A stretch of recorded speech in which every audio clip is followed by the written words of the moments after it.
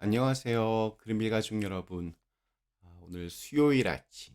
네, 오늘도 이렇게 매일 한 말씀으로 또 오늘 하루를 시작하는 모든 분들에게 우리가 아침마다 함께 나누는 이 주님의 말씀들이 그저 한번 듣고 그냥 지나가는 것이 아니라 작은 것이라도 뭔가 믿음의 도전을 해 볼 수 있도록 이끄는 그런 기회의 시간들이 될 수 있기를 간절히 기원합니다. 자, 오늘 저희는 누가복음 6장 46절에서 49절의 말씀으로 함께 오늘 이 아침 시작하도록 하겠습니다. 누가복음 6장 46절에서 49절의 말씀. 너희는 나를 불러 주여 주여 하면서도 어찌하여 내가 말하는 것을 행하지 아니하느냐. 내게 나와 내 말을 듣고 행하는 자마다 누구와 같은 것을 너희에게 보이리라. 집을 짓되 깊이 파고 주추를 반석 위에 놓은 사람과 같으니 큰 물이 나서 탕류가 그 집에 부딪히되 잘 지었기 때문에 능히 요동하지 못하게 하였거니와 듣고 행하지 아니하는 자는 주추 없이 흙 위에 집 지은 사람과 같으니 탕류가 부딪힘에 집이 곧 무너져 파괴됨이 심하니라 하시니라. 아멘. 네, 우리 누가복음 6장 오늘 마지막 시간입니다. 지금까지 이 6장에서 예수님 여러 말씀들 하셨습니다. 원수를 사랑하고 내가 대접받고자 하는 대로 남을 대접하고 또 함부로 정죄하지 말고 오히려 축복하며 좋은 씨앗을 우리의 삶 속에서 뿌려야 한다라고 알려주셨습니다. 특별히 어제는 우리 좋은 열매를 맺기 위해서는 좋은 나무가 되는 것이 먼저이고 좋은 나무는 예수 그리스도 안에서 말씀 안에 그 뿌리를 깊이 내려야 함을 말씀드렸습니다.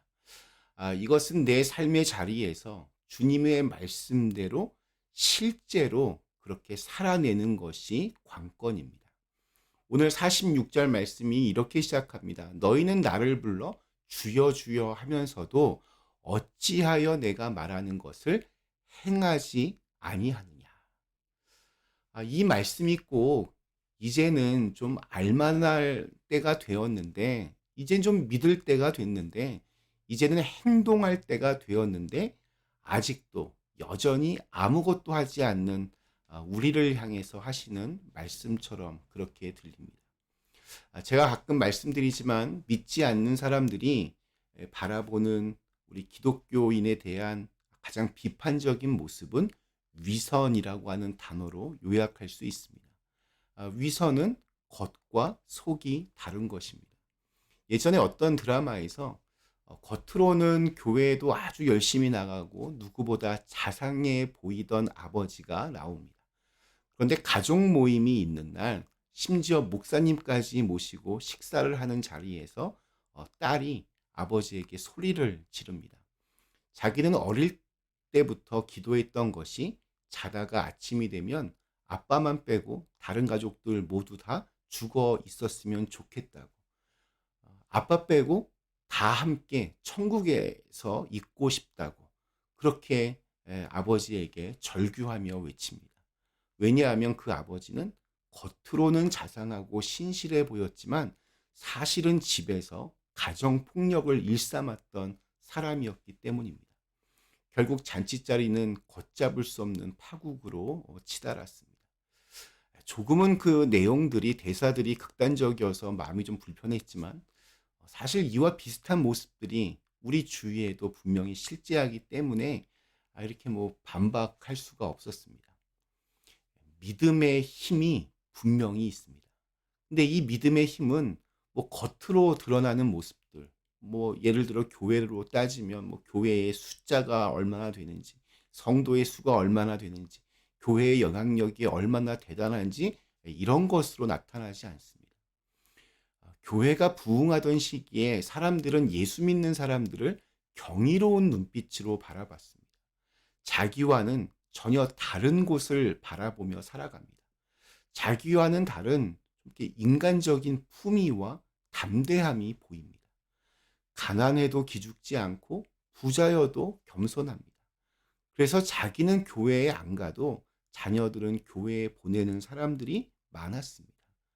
그래야 자녀들이 잘 클 수 있겠다. 그렇게 판단을 한 것입니다. 나는 그렇게 살지 못하지만 어떤 상황 속에서도 주님의 말씀대로 살려고 애쓰는 그 모습이 그들의 눈에는 굉장히 매력적으로 보였습니다. 그리고 저렇게 살면 망할 것 같은데 망하지 않고 오히려 더 단단하고 행복하게 살아가는 모습에 놀랍니다. 믿음을 실제로 그렇게 살아내는 것에는 이러한 신비로운 힘이 있습니다. 당연합니다. 하나님의 자녀이기에 하나님께서 책임져 주시는 은혜가 그곳에 있기 때문입니다. 오늘 말씀에 따르면 바로 반석 위에다 기초를 놓고 집을 지은 사람입니다. 그래서 아주 큰 홍수가 나서 거대한 물살이 그 집에 들이쳐도 흔들림이 없습니다. 요동치 않습니다. 반면에 흙 위에 집을 지은 사람, 우리 마태복음에는 모래 위에 지은 집이라고 표현했는데 흙이든 물이든 그렇게 큰 물살이 집으로 들이치면 허무하게 허물어집니다. 반석 위에다 집을 짓는다는 것은 주님의 말씀 아래 내 인생을 설계해 간다는 것을 의미합니다.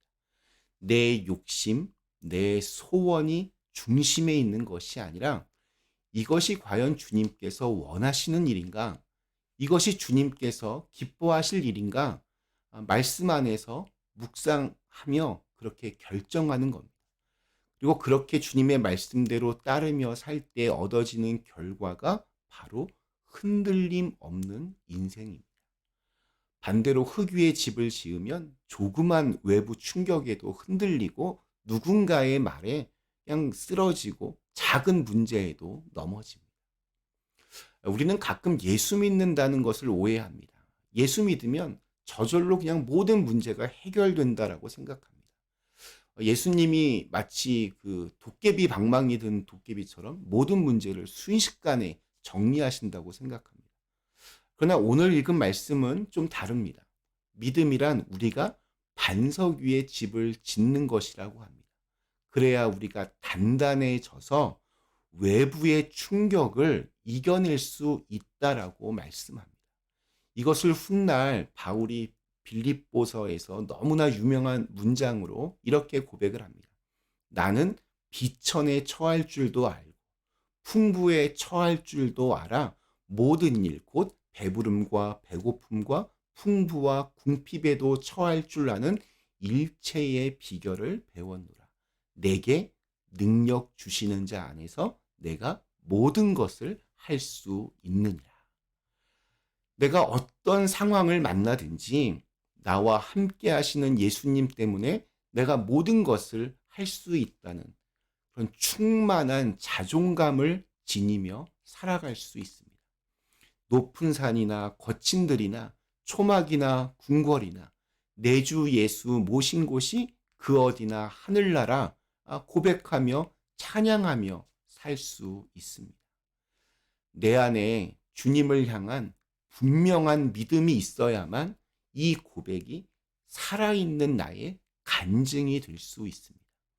이것은 입으로만 주여 주여 한다고 믿어지는 것이 아니라 내 삶 속에서 아주 구체적인 노력, 믿음의 사람으로 살겠다는 의지를 가지고 작은 것 하나라도 말씀대로 실천하며 살아갈 때 내 안에서 이렇게 차곡차곡 쌓여지는 것입니다. 그렇게 쌓여져서 믿음의 반석 위에 내 인생이 흔들림 없이 세워지는 것입니다. 우리 누가복음 6장 말씀 이제 오늘 마무리하면서 우리 모두 좀 좋은 눈을 갖는 노력을 했으면 좋겠다는 생각을 했습니다. 6장 전체에 아주 이렇게 일관된 주제이기도 합니다. 좀 좋은 것을 보려고 애써야 합니다. 사람이든 사물이든 상황이든 어려운 문제이든 그 속에서 좋은 것을, 장점을 혹은 하나님의 은혜를 보려고 노력해야 합니다. 이러한 노력과 수고가 필요합니다. 그것이 우리를 반석 위에 든든하게 집을 세우는 과정입니다. 그리고 그 집이 모든 문제를 이겨낼 수 있는 그런 단단한 집이 될 수 있습니다. 오늘 우리에게 주신 하루, 잘 지은 집에는 주님의 은혜가 머뭅니다. 그렇게 반석 위에 집을 세우는 축복의 사람으로 살아가시기를 간절히 기원합니다. 우리 잠시 함께 기도하겠습니다. 거룩하신 하나님, 저희로 하여금 믿음의 눈을 뜨게 하여 주셔서 어떤 것이든지 그 안에 숨쉬고 있는 주님의 은혜를 볼 수 있는 눈이 열리게 하시고, 그것으로 저희가 어떤 곳에 있든지 언제나 나와 함께 하시는 그 주님을 만날 수 있게 하여 주시옵소서. 그렇게 단단한 반석 위에 우리의 인생을 세울 수 있도록 역사하여 주시옵소서. 예수님의 이름으로 간절히 기도드리옵나이다. 아멘.